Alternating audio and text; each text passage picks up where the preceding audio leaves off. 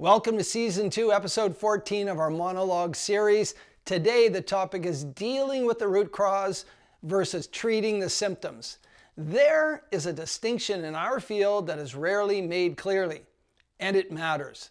The distinction is this: are you treating the symptom or are you resolving the cause? Because those are not the same intervention and they do not produce the same outcome. Most modalities, well-intentioned, widely taught, often helpful in the short term, operate at the level of symptoms. A person feels anxious, they're taught to breathe. A person feels overwhelmed, they're taught to count to 10. A person cannot sleep, they're given a protocol or a prescription. And to be clear, these can work. They can reduce intensity, they can create temporary regulation, symptom relief. But we have to ask a more precise question: what is generating the symptom? Because if the generating mechanism remains intact, the symptom will return, not occasionally, but predictably. And so we have to go deeper. And the question becomes, did this person come into the world with this pattern of behavior? Did they come out of the womb anxious, hypervigilant, avoidant, reactive? No, unequivocally no. Which means the pattern was learned. And if it was learned in a moment, or a series of moments, where the nervous system had to adapt. Something happened, cataclysmic event, a high-impact emotional experience, a moment where the system could not fully process what occurred. And in that moment, the nervous system did what it was designed to do. It protected, it encoded, it adapted. And that adaptation often takes the form of a behavior: avoid, withdraw, attack, freeze, appease. At the same time, that behavior is intelligent, not pathology. It is survival. But here is where the problem begins. That experience is not fully resolved. It remains active in the system for days, weeks, months, years. Not cognitively, but affectively. It carries a latent negative charge.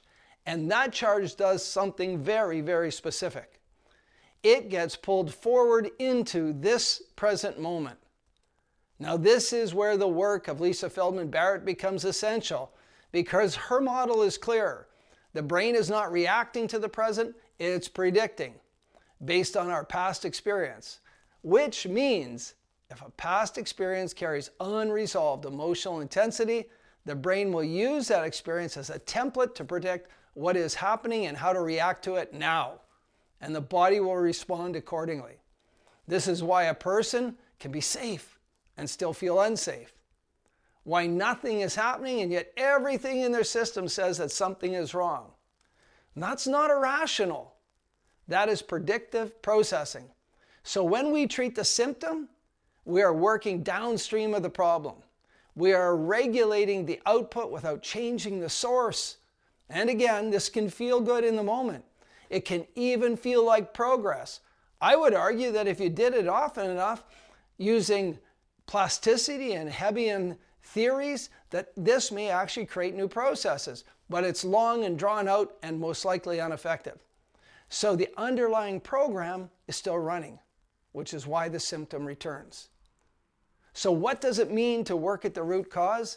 It means we locate the original encoding, the moment or network of moments where the nervous system learned this inappropriate behavior.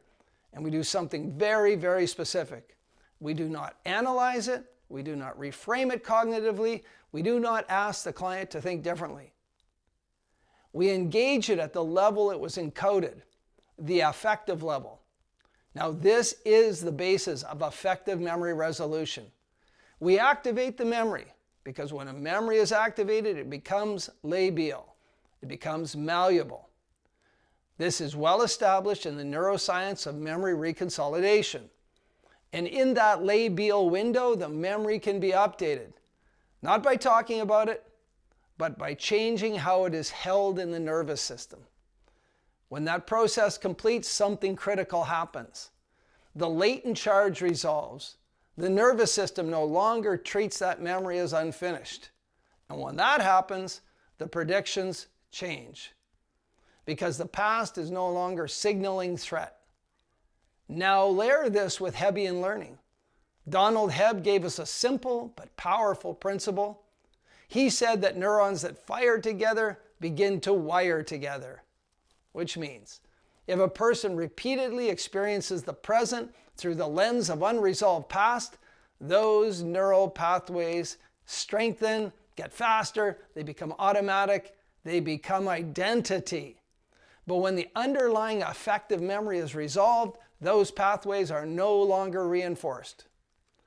And now we can do something different.